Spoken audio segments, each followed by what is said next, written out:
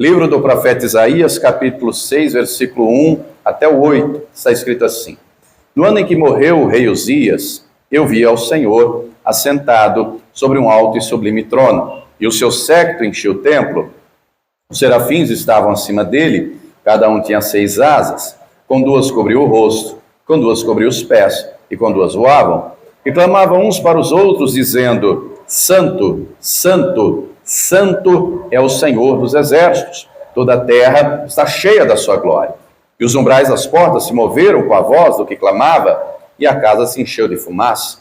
Então disse eu: ai de mim, que vou perecendo, porque eu sou um homem de lábios impuros, e habito no meio de um povo de impuros lábios, e os meus olhos viram o Rei, o Senhor dos exércitos. Mas um dos serafins voou para mim, trazendo na mão uma brasa viva que tirara do altar com uma tenaz. E com ela tocou a minha boca e disse: eis que isso tocou os seus lábios, e a tua iniquidade foi tirada, e purificado o teu pecado. Depois disso, ouvi a voz do Senhor que dizia: a quem enviarei? E quem há de ir por nós? Então disse eu: eis-me aqui, envia-me a mim. Você crê que isso aconteceu? Você crê que Isaías teve essa visão gloriosa? Ele viu a glória de Deus, a presença de Deus, a santidade de Deus? Você crê que ele ouviu essa pergunta? Você crê que ele deu essa resposta? E você crê que o mesmo Deus que deu essa visão gloriosa a Isaías também te dá uma visão gloriosa?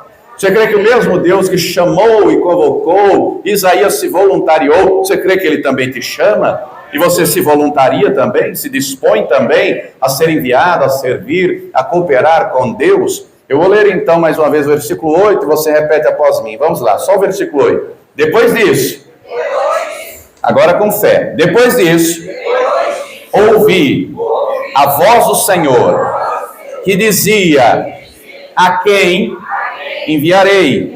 E quem há de ir por nós? Então disse eu: eis-me aqui, envia-me a mim. Levante sua mão direita e declare: então eu digo: eis-me aqui, Senhor, envia-me a mim. Você crê que ele vai falar contigo? Por gentileza, ocupe suas mãos. Vamos dar ao Senhor e a sua palavra a melhor salva de palmas que seja Deus. Feche os seus olhos, aplaudindo, glorificando. Senhor, nosso Deus e Pai, Deus Santo, bendito, amado e todo-poderoso. Nos reunimos, ó Pai, para te cultuar, para te adorar, para glorificar e engrandecer ao teu nome. Pai querido, a tua igreja te aplaude e te glorifica. Abre os céus agora e receba o louvor da tua igreja. E por essa mesma abertura, para derramar da tua graça, a tua bênção, a tua virtude e o teu poder. Ninguém veio aqui ouvir o homem falar, porque o homem não tem nada a dizer. Todos queremos ouvir é a tua voz, é a tua palavra. Então, meu Pai, tome agora os lábios do pregador, a boca do mensageiro, que eu diminua, que o Senhor cresça, remova toda barreira, todo obstáculo, e envie a tua palavra com poder e autoridade, e que a tua palavra, que é viva, eficaz, poderosa, não volta vazia, que ela vá e ela produza o resultado para a qual está sendo enviada, em nome do Senhor Jesus. Diga amém, Senhor. Tome teu assento, por gentileza, mas preste muita atenção, não se distraia. Se você trouxe papel e caneta, tome nota do que vai ouvir e aprender, e aconselho sempre a trazer papel e caneta, anote tudo, confira tudo. Todo cristão tem obrigação de conhecer a palavra de Deus. Se não trouxe papel e caneta, mas trouxe o celular, coloque no modo avião para não te atrapalhar, para não me atrapalhar, e aí você utiliza o bloco de notas para tomar nota do que vai ouvir e aprender. Afinal de contas, tudo que está escrito na palavra de Deus foi selecionado a dedo pelo próprio Deus. A Escritura, ela não é produzida pela vontade humana, ela é inspirada por Deus, ela é inspirada pelo Todo-Poderoso. Tudo que está aqui é para nos ensinar, exemplo para nós. Muito bem. O texto que lemos, então, começa dizendo: no ano em que morreu o rei Uzias. O ministério do profeta Isaías vai ser um ministério longo. E vai começar aqui. Vai começar nesse momento aqui. Se você ler o capítulo 1, começa, né? Depois você lê o capítulo 1, os primeiros versículos, né? Vai falar de Isaías que profetizou no reinado, em primeiro lugar, de Uzias. Depois vem Jotão, Acás, Ezequias. Começa aqui. Muitos estudiosos dizem que o fato que lemos aqui no capítulo 6 é o primeiro, é a chamada ministerial. de Isaías, do profeta Isaías. E o texto diz: no ano em que morreu o rei Uzias. Se você tiver na caneta, quiser anotar aí, segundo livro de Crônicas, capítulo 26, não abra não, só anote, depois você lê, traz mais detalhado do que no livro de Reis, no livro de Crônicas, né? A respeito de quem foi Uzias. Uzias, resumidamente, ele é descendente de Davi, ele assume o trono aos 16 anos de idade, ele coloca como prioridade buscar a Deus, e ele busca a Deus. E enquanto buscou, encontrou, Deus estava com ele, Deus o ajudou, Deus o guardou, Deus o livrou, ele compreendeu aquilo que Jesus vai dizer lá na frente: buscai primeiro o reino de Deus e a sua justiça, e todas as demais coisas serão acrescentadas. Foi o que Uzias fez, colocou Deus em primeiro lugar, buscou a Deus, Deus o ajuda nas batalhas, lhe dá vitória contra os inimigos, seja filisteus, amonitas, moabitas, coloca pavor nos egípcios, e o homem não só tem vitórias militares, mas aparelha o exército, investe no exército com armas, não é? Com maquinários, enfim, a agricultura cresce, a nação prospera, o rei enriquece. O texto chega a ponto de dizer sobre Uzias que Deus o ajudou, e o ajudou maravilhosamente. O homem se tornou grande, o homem se tornou forte, um exército poderoso, só que chega a determinado momento que ele se ensoberbece. Chega a determinado momento que ele entra no templo levando o incensário, e ele não leva isso como adoração a Deus, com temor e reverência de Deus, ele leva por soberba. Deus em tudo avalia a intenção do nosso coração. Podemos fazer algo para Deus hoje e Deus se agradar, e podemos fazer a mesma coisa amanhã e Deus não se agradar mais, se a intenção do coração mudar. Vou dar um exemplo simples, né? Suponha que o diácono Bruno chega aqui hoje com sede, e eu tenho uma garrafa d'água, e eu vou lá vendo a necessidade dele, e pode ser qualquer outra coisa, mas vamos ficar com a água. Eu vou lá e dou uma garrafa d'água para ele, Deus vai se agradar, porque eu vi a necessidade dele, e eu fui lá, estendi a mão, abençoei, fiz por ele, Deus vai se agradar. Mas suponha que o irmão Cristiano viu e bateu palma. Poxa, que legal, olha, pastor Jean, homem de Deus. O irmão chegou com sede, ele deu água. E compreenda que pode ser, além da água, comida, roupa, às vezes um abraço, às vezes um ouvido, uma necessidade, enfim. Deus vai se agradar, fiz por ele. Mas suponha que amanhã ele chegue de novo, ele tenha sede de novo, só que antes de dar água para ele, eu olho para o outro, para ver se o outro está vendo aquilo que eu estou fazendo. É a mesma atitude. Ele pode não saber, o outro pode não saber, mas Deus vai saber que dessa vez eu não fiz por esse, eu fiz para ter o aplauso do outro. Entendeu a sutileza? Deus vê em tudo a intenção do coração. Ezequias entra com o incensário, só que não cabia a ele levar o incensário, cabia aos sacerdotes. Se fosse por temor, por reverência, por adoração, né? Não teria problema algum, mas foi por soberba, foi por orgulho, foi para deixar o recado: o rei aqui sou eu faço o que eu quero. Deus, os sacerdotes resistem, Deus bota uma lepra na testa de Uzias, e ele sai dali, leproso, vai se afastar do trono, vai para uma casa de campo até a sua morte. Dizem alguns estudiosos que no mínimo 10 anos, desde o dia da lepra até o dia da morte, e não se arrepende. Note que o rei era o líder, era o exemplo. Qual é o exemplo que o rei está dando? De soberba, de orgulho. O filho dele assumiu o trono, só que chega o dia que ele morre. E é nesse momento aqui, no ano em que morreu o rei Uzias. Só pergunta para a pessoa que está ao teu lado: o que é que precisa morrer na sua vida? Fala para ele, pergunta: o que é que precisa morrer? É soberba? É orgulho? É pecado? É rejeição? O que precisa morrer na sua vida? Tem alguma coisa que precisa morrer? Mata esse Uzias, senão ele mata você. É a carne. Enfim, no ano em que morreu o rei Uzias, continuando o texto: eu vi, estou no versículo 1, ao Senhor assentado no alto e sublime. Para entendermos melhor aqui, a Escritura fala em alguns textos, como por exemplo, segundo o livro, segunda carta aos Coríntios, capítulo 12, do terceiro céu. O primeiro céu que vemos aqui, a olhos nus, é a atmosfera, uma camada que envolve a Terra. Saindo da órbita terrestre, temos o espaço, que fisicamente é imenso. Fisicamente é infinito. Fisicamente é infinito. Mas acima do espaço está o terceiro céu. Está um ambiente espiritual. E lá é onde Deus habita, lá em cima, no lugar mais alto. Lá em cima, nos diz o salmista, e em outros textos também, o próprio Isaías, no capítulo 14, lá em cima tem um monte, o Monte Santo do Senhor. Sabe quem vai subir ao Monte Santo do Senhor? O Monte Santo, lá em cima do lugar mais alto tem um monte. Acima do monte é onde está o trono do Altíssimo. No lugar mais alto, não existe lugar mais alto que esse. Nesse lugar mais alto é onde Deus está. Está sentado sobre um alto e sublime trono, um lugar alto, exaltado. Ele está nas alturas. Não tem ninguém mais alto que Deus. E Deus leva Isaías lá em visão. Ele está vendo, ele está tendo uma visão, não é? Ele está tendo uma revelação. O texto diz mais no versículo 1, o seu séquito encheu o templo. Séquito aqui é a aba do manto, é o manto do Senhor.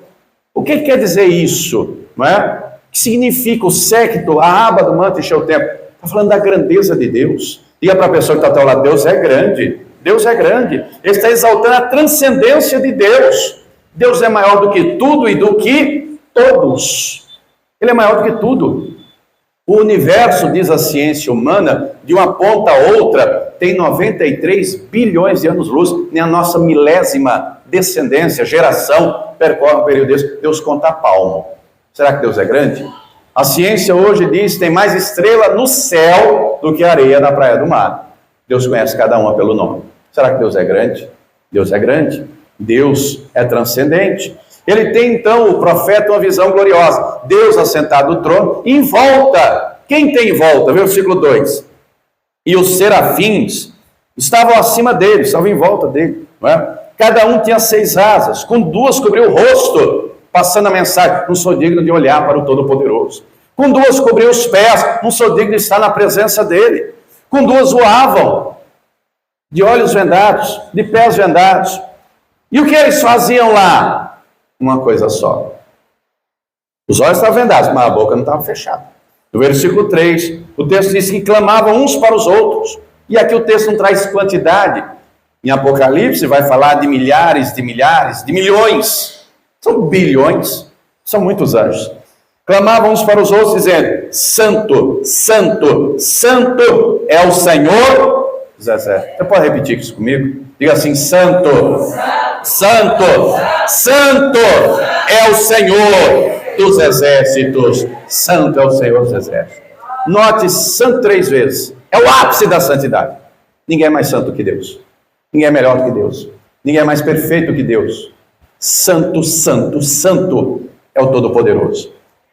Note que, quando nós lemos a Escritura, nós percebemos, em primeiro lugar, que ninguém é santo como o Senhor. Deus é santo.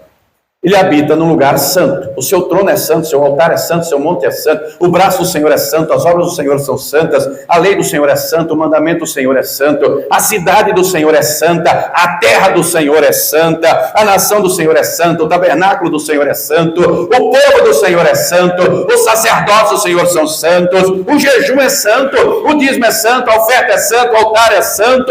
Tudo é santo porque Deus é santo. E sem santificação ninguém verá Deus. Note que Isaías está tendo uma visão gloriosa, algo extraordinário. Se você ler os capítulos 1 a 5, você vai perceber que, antes dessa visão gloriosa, o que Isaías vê na terra é o caos, é o pecado, é a corrupção, é a libertinagem, é a promiscuidade. A ponto de, já no capítulo 1, nos primeiros versículos, ele dizer: o jumento conhece a manjedoura do seu dono, mas a casa de Israel não conhece o seu Deus. E ele traz um cenário terrível de Jerusalém, de Judá, naqueles dias. No capítulo 5, ele narra uma completa inversão de valores. Gente chamando doce de amargo, amargo de doce, o bem de mal, mal de bem. Pensa você com você mesmo: será que tem isso nos nossos dias?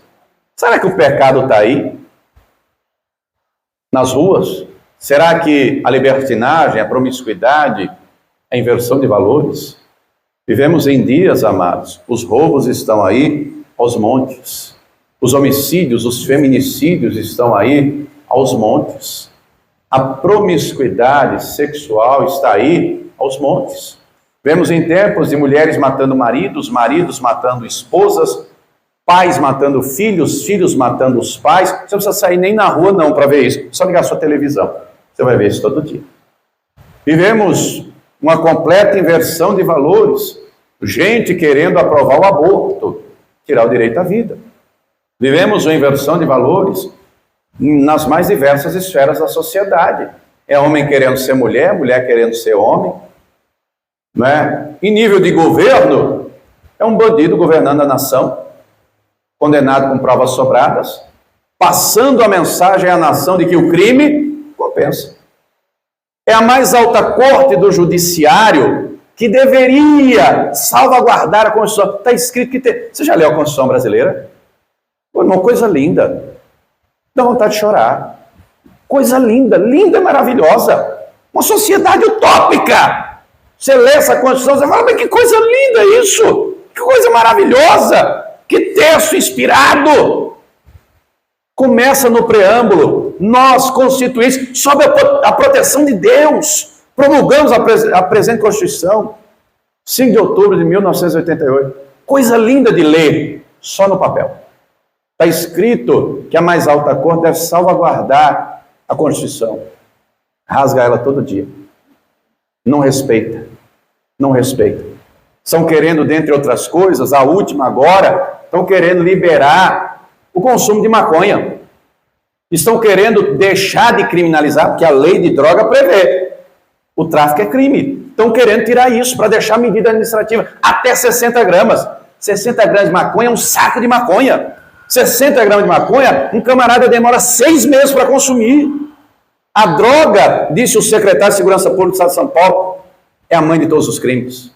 E a mais alta corte quer liberar a droga. Quer fazer da nação um narco-estado, como tantos e tantos outros, dominado pelo crime. Aliás, eu acho que você já ouviu a expressão crime organizado. Você já ouviu essa expressão? O judiciário não é organizado no sentido que deveria dar mais ênfase. As polícias, por exemplo, temos uma federal, uma militar, uma guarda municipal, tinha que haver mais interação, compartilhamento de informações, banco de dados nacional, não tem nada disso, mas o crime é organizado. Um processo judicial demora anos a fio, mas o crime é organizado. Se alguém do crime não agir de acordo, os camaradas têm Constituição, têm estatutos, têm leis. Se alguém que é membro do crime organizado não agir do jeito que a regra deles diz, rapidamente sentenciam. Uma sentença judicial é composta de 3 partes. Um relatório, o resumo da coisa, dos fatos, do que aconteceu, a fundamentação, por que o juiz chegou àquele entendimento, e o dispositivo, o que ele está determinando. E juiz, juridicamente, não pede, juiz manda. Os criminosos fazem a mesma coisa. Dentro da cadeia, lavram sentença. Fulano fez isso, fez isso, fez isso. Por conta disso, ele merece isso, isso e isso. Cumpra isso. Rápido, ligeiro. O crime é organizado. Uma completa inversão de valores. Aquilo que Isaías viveu, multiplica ao quadrado, ao cubo, do que vivemos hoje. Olhando a terra, então, é só pecado, corrupção, mazelas. As televisões transmitem todo dia. A internet está aí todo dia. E se olharmos para a terra, a perspectiva é desanimadora, é angustiante, é preocupante. Nesse cenário, então, Deus arrebata Isaías. Deus dá uma visão a Isaías. Porque enquanto ele vê a terra, ele só vê pecado. Mas o texto diz que ele viu o Senhor, o Todo-Poderoso, e ele viu os anjos clamando, bradando, Santo, Santo, Santo, e ele vê a glória do Senhor, e ele vai dizer que a glória do Senhor está sobre toda a terra. Ô meu irmão, quem só olha para a terra, só vê mazela, pecado, miséria, mas o povo de Deus tem que olhar para o alto, tem que olhar para o Todo-Poderoso, é manter a mente e o coração, os olhos do Deus vivo. Quem está entendendo, diga glória a Deus. Isaías testemunha essa cena e diz o versículo 4, que os umbrais das portas se moveram, com a voz do que clamava, a casa se encheu de fumaça. Presença do Senhor, a Shekinah, a glória do Altíssimo. Quando ele vê tamanha glória, querido, querida, no Antigo Testamento o profeta era chamado de vidente, porque tinha visão. No Novo Testamento, Pedro, Paulo e outros tiveram visões também. E visão é algo maravilhoso da parte de Deus. Deus já me deu, me lembro pelo menos de uma, quando Deus me chamou para o ministério. Visão é maravilhosa. Mas quando ele tem essa visão, e ele está olhando tudo ao seu redor, dali a pouco ele faz uma introspecção. Ele olha para dentro. Introspectar é olhar para dentro de si mesmo. Ele vê a santidade do Altíssimo. Ele vê a Shekinah, a presença. Ele vê a glória, o ápice, o auge de tudo que Deus é, do seu poder, da sua presença, da sua magnitude, da sua excelência. Quando ele contempla tudo isso, ele olha agora, para si. O versículo 5, ele diz: então disse eu, ai de mim que vou perecendo, estou perdido, estou enrolado. Por que ele tem esse pensamento? Por que ele diz isso? Ele mesmo responde: porque eu sou um homem de lábios impuros. Note que ele não diz o fulano é, o ciclano é, o beltrano é. Ele diz: eu sou um homem de lábios impuros. E habito no meio de um povo de impuros lábios, e os meus olhos viram o Rei, o Senhor dos Exércitos. Note que Deus não mostra o pecado de Isaías. Deus mostra a santidade para ele. Deus não acusa Isaías. Deus não rejeita Isaías. Diga para a pessoa que está do teu lado: você pode ser impuro, você pode ser imundo. Diga para ele: mas o Senhor não te lança fora não, porque o Senhor chamou você, o Senhor escolheu você, o Senhor tem um propósito na tua vida. Deus não lança Isaías fora. Deus não diz: sai daqui, seu imundo, sai daqui, seu impuro. Não, Deus mostra a santidade para ele. Deus não nos acusa do nosso pecado. Quem acusa é o diabo. O diabo acusa, o diabo aponta o dedo. E usa às vezes até gente de perto. Marido, mulher, pai, mãe, filho, colega de trabalho. Quem está perto que dói mais, fere mais, machuca mais. O diabo é acusador, é a função dele, é o trabalho dele. O diabo é o acusador. Só que Deus não acusa, Deus não aponta.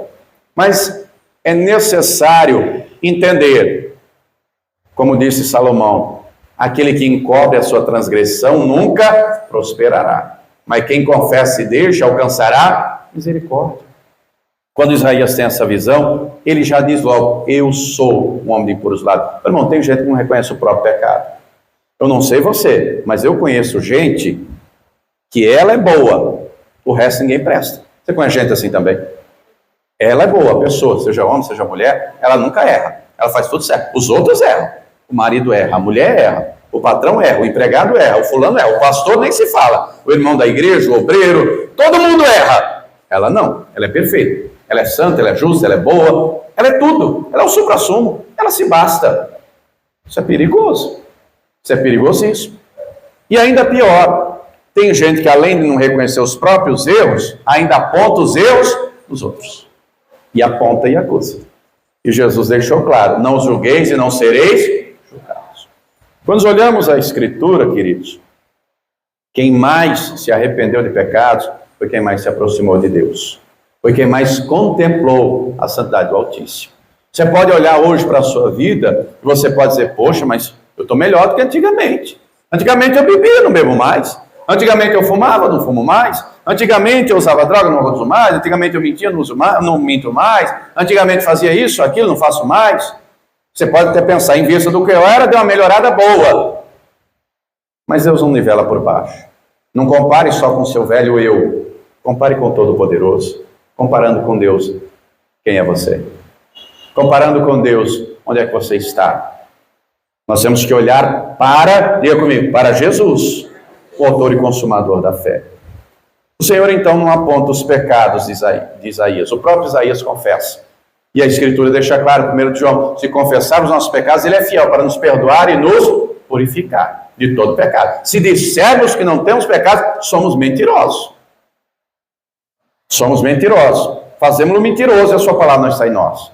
Obviamente que a regra é santidade, é pecar cada vez menos. Se o pecado não é confessado, ele não é perdoado. Diga isso para quem está do teu lado: o pecado precisa ser confessado para ser perdoado. Se ele não é confessado, ele não é perdoado. É necessário colocar para fora. É necessário confessar. É o que Isaías está fazendo. Ai de mim que vou perecendo. Eu sou um homem de impuros lábios. Ele não está apontando para ninguém, ele está apontando para ele. Ele está reconhecendo, ele está declarando, não é? E quando ele pensa que está tudo perdido, quando ele pensa que está tudo acabado, quando ele pensa que vai ser tragado pela santidade do Altíssimo, é então que uma boa nova acontece. É então que algo novo vem. É então que a graça do Senhor o alcança. É então que o favor de Deus se estende a ele. Querido, querida, compreenda, eu e você merecemos o inferno. Eu e você merecemos o lago de fogo, porque eu e você pecamos. Deus não peca, Deus não erra, Deus não falha. Está escrito que o salário do pecado é a morte, que merecemos o inferno, que merecemos o lago de fogo. Por isso que a graça é favor imerecido. Não merecemos, mas Deus nos alcança com a sua graça. Não merecemos, mas Deus é bom. Diga comigo, Ele é fiel. Diga comigo, Ele é misericordioso. Como diz o salmista, provar e ver que o Senhor é bom. É a graça dEle que nos basta. Quando Isaías se vê perdido, achando que não tem mais jeito, versículo 6. Mas um dos serafins voou para mim, amando de Deus, obviamente, trazendo na sua mão uma brasa viva, flamejante, fogo vivo. A brasa ali, não é, intensa, ardente, que tirara do altar com tenaz. Tenaz é uma pinça, né? Um pegador, um negócio de pegar. A brasa foi tirada da onde? Do altar. E quem estava no altar? Deus. E Deus é santo. E o altar é santo. Logo, a brasa também é santa. Versículo 7. Com ela tocou a minha boca e disse: eis que isso tocou os teus lábios, e a tua iniquidade foi tirada, e purificado o teu pecado. Tocou nos lábios dele. Por que tocou nos lábios? Porque ele disse, foi o que ele reconheceu: os meus lábios são impuros. Se ele tivesse dito as mãos, onde é que o anjo ia tocar? Nas mãos. Se ele tivesse dito os olhos, ia tocar nos olhos. Se ele tivesse dito os ouvidos, o coração, tocou onde ele reconheceu. Diga para a pessoa que está ao teu lado: deixa Deus te tocar nessa noite. Deixa Deus te tocar. Deixa Deus purificar o que precisa ser purificado. Deixa Deus perdoar o que precisa ser perdoado. Deixe Deus tratar o que precisa ser tratado. O anjo tocou. Eis que isso tocou os teus lábios e a tua iniquidade foi tirada. Irmão, tem gente que tem pecado de estimação. Anos e anos com o mesmo pecado. Uma coisa é você ter animal de estimação. Tem alguém que tem um animal, um bicho, um pet, sei lá. Ô, professor, eu tenho um cachorro, eu tenho um gato, eu tenho um periquito. Lá em casa tem 4 calopsitas e uma coelha. Não é? Pois é, 4 calopsitas e uma coelha. Uma coisa é você ter bicho de estimação, outra coisa é ter pecado de estimação. É abrir mão enquanto é tempo. É confessar enquanto é tempo. É pedir ao Senhor: me toca, Pai. Me toca. Queima esse pecado. Purifica. Porque se o Senhor libertar, disse Ele mesmo, verdadeiramente sereis livres. Houve então perdão, houve então remissão. Isaías foi tocado, Isaías foi perdoado, Isaías foi purificado. E querido, querida, Deus também quer nos tocar nessa noite. Deus também quer nos purificar nessa noite. Deus também quer nos transformar nessa noite. Ele quer nos tocar, Ele quer nos purificar. Agora compreenda você que tem muita gente que vem ao templo humano, físico, mas não entra no templo do Altíssimo. Tem gente que vem ao culto, mas não presta culto. Tem gente que entra murcho e sai vazio, vira religioso. Não entra no Santo dos Santos. Não contempla a glória do Altíssimo. Não é tocado por Deus. Não é tocado. Sai do mesmo jeito que entrou. Não abriu o coração. Entra carregando pecado e sai carregando pecado. Porque não se permitiu ser tocado pelo Todo-Poderoso. Vira religioso. Vira frequentador de igreja. Tome cuidado, isso é perigoso. No reino de Deus não tem plateia, não. Não tem plateia. Depois disso, então, versículo 8, que lemos no início. Depois disso, ouvi a voz do Senhor. Só pergunto para quem está lá: você tem ouvido a voz de Deus?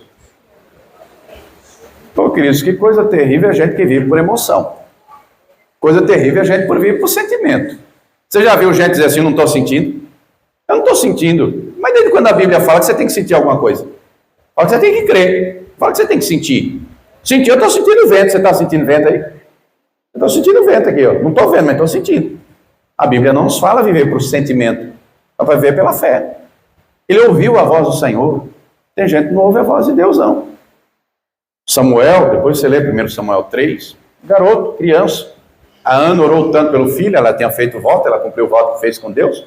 Deixa o pequeno Samuel lá no tabernáculo, aos cuidados do sacerdote Eli. Uma bela noite, Samuel é despertado com a voz, que chamava o nome dele. Samuel! Samuel levanta, vai ao sacerdote Eli, pensando que é ele. O senhor me chamou? E o Eli diz, não, volte a dormir. Samuel volta a deitar, volta a dormir. Dali a pouco ele ouve de novo. Samuel, ele levanta de novo, ele vai no Eli de novo. O senhor me chamou? Não chamei não. O Eli então percebe, se liga. O restinho de discernimento, o restinho ali de entendimento de Deus que tinha, ele aconselha o menino dizendo, olha, se você ouvir de novo, sou eu não oro mais de madrugada não ouço mais a voz de Deus não, mas eu acho que isso é a voz de Deus. Então você vai dizer assim, fala Senhor, porque o teu servo, é o que Samuel vai falar. Quando Deus chama a terceira vez, ele vai dizer, fala Senhor, que o teu servo ouve. Compreenda você que Deus não fala o que você quer ouvir. E é para a pessoa que está até lá, Deus fala que você precisa ouvir. E às vezes a palavra de Deus é palavra de bênção, mas a Bíblia não é caixinha de promessa, não. Temos mais de 8.000 promessas, mas não se limita a promessa, não. Tem confronto também. O que Deus disse lá a Samuel foi algo duro, algo pesado. Deus disse para Samuel, o Eli, ele está vendo o que os filhos dele estão fazendo. Estão me desonrando, me envergonhando, pecando, e ele está passando a mão na cabeça. Sabe o que eu vou fazer, Samuel? Eu vou matar eles dois. Eles podem apresentar para mim um rebanho inteiro. Não vai ter perdão mais. Já esgotou a misericórdia com eles. Já esgotou a longanimidade com eles. Não adianta mais sacrifício nenhum. Vou matar os dois no mesmo dia. E o Eli também. Palavra dura, não? Quando é pela manhã, o Eli vai lá e pergunta, o que Deus falou, Samuel? E o Samuel é uma criança, imagina se eu ver uma pancada dessa. Uma criança. O camarada que está cuidando dele vai morrer e os filhos. Por quê? Porque não tem temor de Deus. Porque é infiel. Samuel, o Eli tanto puxou que o Samuel falou. Compreenda você que às vezes Deus fala conosco e fala para nos confrontar. Para mudarmos. O pai corrige ao filho o quê? Quem aceita a correção, Deus trata como filho. Quem não aceita é bastardo. E bastardo não tem herança, não. Não tem salvação, não. Não tem reino de Deus, não. Não tem nada. Mas voltando ao texto. Depois disso, ouvi a voz do Senhor que dizia, ele ouviu o que Deus dizia. O que Deus dizia? Uma pergunta. Qual é a pergunta? A quem enviarei? E quem há de ir por nós? Será que Deus não sabe o que faz? Pensa você com você mesmo. Será que Deus não sabe das coisas?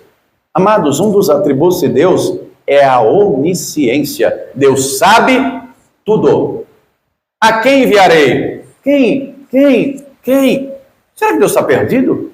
De maneira nenhuma. Deus sabe tudo. Ele criou todas as coisas. E além de saber tudo, ele tem um outro atributo. Ele pode tudo. Ele é todo-poderoso. Por que ele faz essa pergunta? Porque o Isaías precisava ouvir essa pergunta.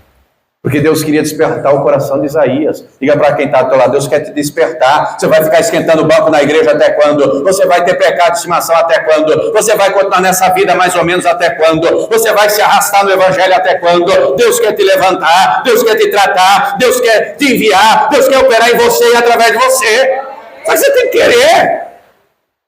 Deus usa o próprio Isaías para dizer, capítulo 29, versículo 13, esse povo me honra com os lábios, mas o coração está longe. Não adianta só honrar com os lábios, não honrar com a vida, com o coração. Não é uma vida de fachada, de aparência, de hipocrisia, crente Nutella. Vivemos em dias que muita gente, infelizmente, nem prega mais sobre pecado. Porque tem outros que saem da igreja. Antigamente trazia-se até lenço para a igreja. Sabia que ia ser confrontado. O negócio ia ser pau. E ouvir, dobrar o joelho, chorar e se arrepender. Hoje em dia, quando fala de pecado, não, esse pastor não está com Deus, não. Está com Deus é aquele lá que faz show, aquele lá que é só bênção, que é só vitória. Meu irmão, Deus tem bênção, tem vitória também, mas tem correção também. Ele tem instrução também. Vivemos em tempos de gente que tem seletividade. Não, nessa igreja eu não vou naquela. Na palavra lá é um bálsamo, é só bênção, é só vitória. Tome cuidado, isso é perigoso. Isso é perigoso. Um evangelho que não é cristocêntrico não é evangelho. Evangelho sem arrependimento não é evangelho. Sem transformação, sem mudança. Olhe você para você mesmo. Quanto tempo você está na igreja? Quantos anos você está na igreja? Tem gente que está anos na igreja e nem batizou ainda. Vai batizar quando? Acho que Jesus vai descer do céu para te batizar, criatura? Vai não. Eu vou te batizar, um pastor vai te batizar, é alguém que vai te batizar. Tem gente que está anos na igreja, não compreendeu que tem que orar e jejuar. Não compreendeu que tem que santificar. Não compreendeu que tem que ser dizimista e ofertante.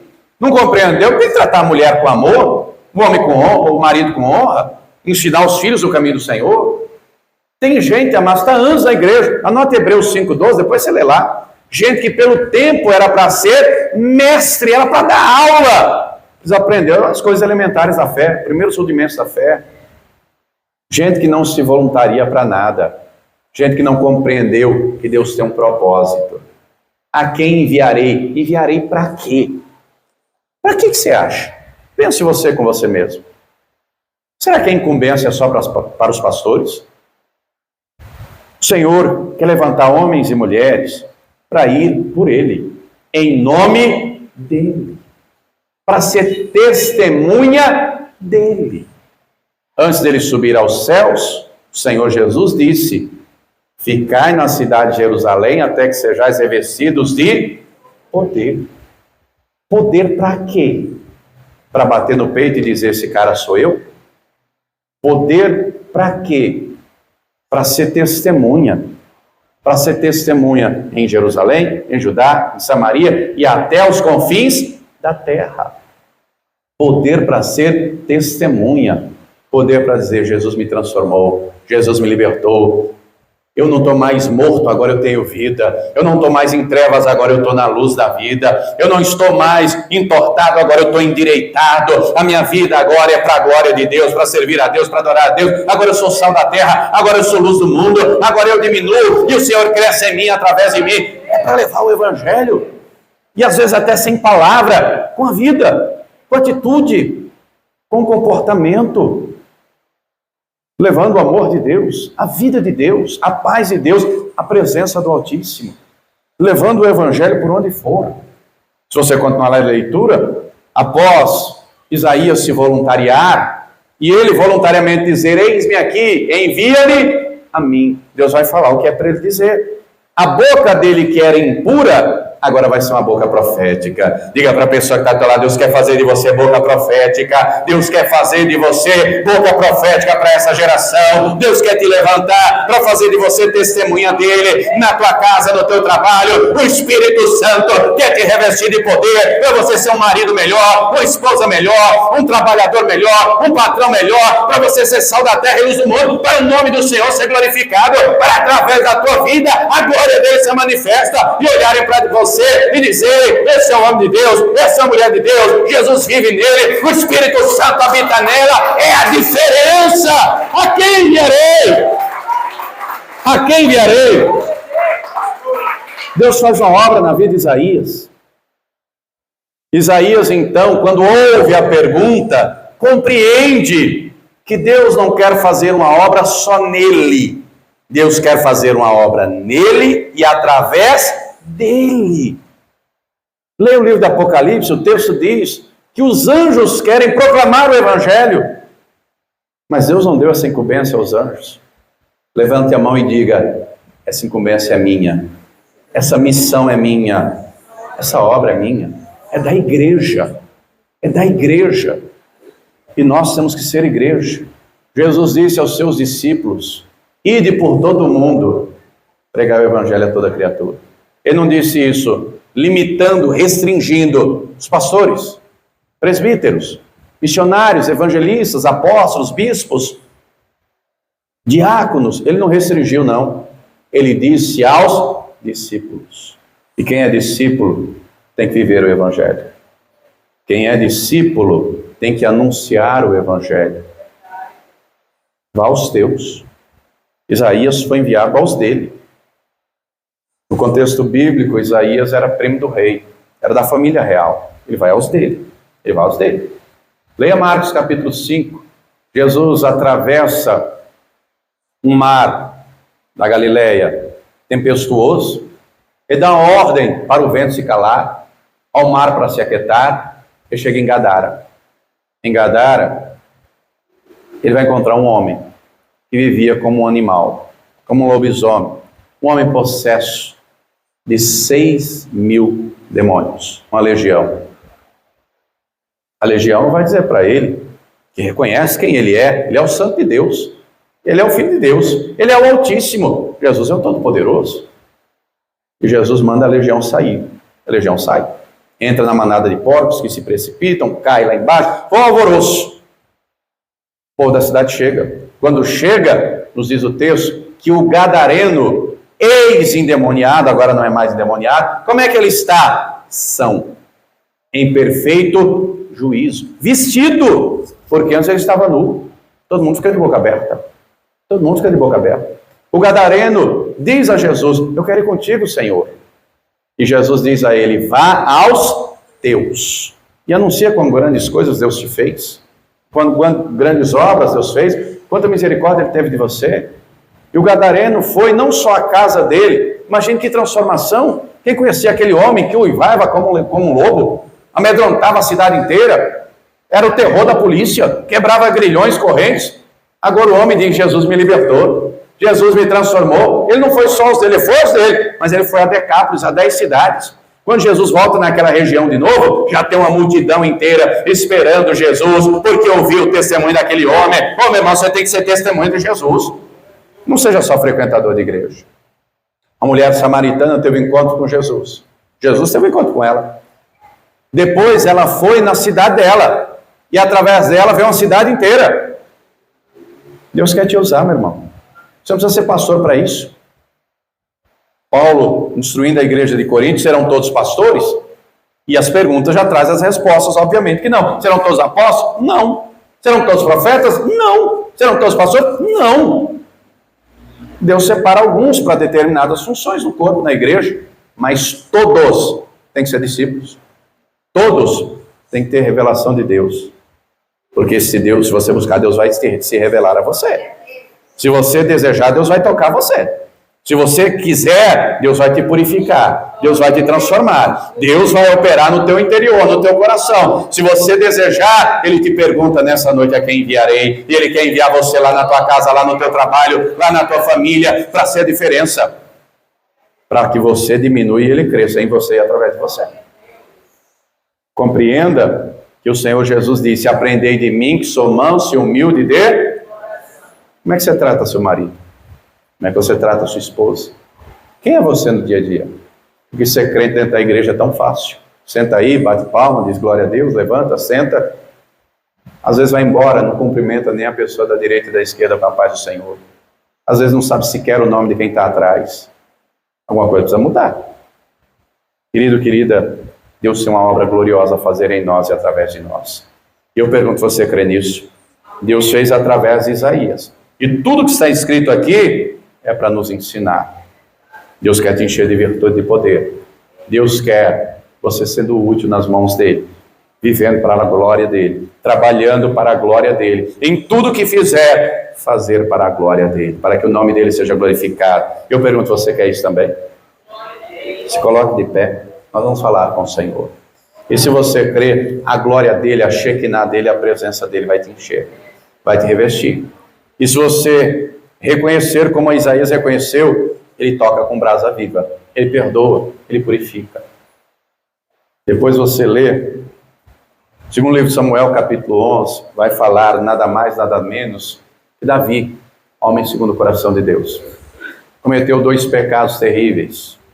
Matou, aliás, adulterou primeiro com a Batseba, depois matou o marido dela. E depois que Urias morre, passa os dias de luto, o que é que Davi faz? Pega a mulher para ele, leva para dentro de casa. Aparentemente tudo resolvido, mas Deus vê tudo. Deus vê tudo. Por dentro, Davi está seco. O humor se tornou em sequidão de estio. Deus manda Natã lá. E o Natã, com sabedoria, contou uma história, uma ilustração para o Davi. Quando o Davi ouve aquilo, já fica indignado. Tem que morrer esse miserável. tem que restituir quadruplicado. Como é que pode, camarada, tem 100 ovelhas e foi pegar a cabritinha do outro para matar e servir? Que absurdo! Deus usa Natan para dizer, você, esse homem é você. Eu te dei o trono, eu te dei o reino, eu te dei mulheres, eu te dei ouro, eu te dei prata. Se tudo isso é pouco, se você tivesse pedido, eu te daria mais. Por que você não teve temor de Deus? Davi é confrontado. Ele se prostra, ele reconhece, eu pequei. E o pecado dele naquela época, qual era a pena? Morte por apedrejamento. Mas Deus estende misericórdia a ele. Deus estende favor a ele. E ele vai dizer no Salmo 32, bem-aventurado, o homem cujo pecado é encoberto, é perdoado. Olha que coisa tremenda. E a história de Davi se torna um exemplo para nós, para mim e para você. Isaías teve uma visão gloriosa, é um exemplo para mim e para você. E eu pergunto, você quer a glória de Deus sobre a sua vida? Você quer entrar não só no templo físico, mas quer entrar no Santo dos Santos? Você quer mais de Deus sobre você? Mas você se dispõe a reconhecer os pecados? Porque pecado confessado vai ser perdoado. Pecado não confessado vai ficar lá incubado, vai ficar lá guardado. Você quer mais da presença do Altíssimo? A senhora é comigo. Você ouve a voz do Senhor perguntando a você, a quem enviarei, quem há de ir por nós? E você está disposto?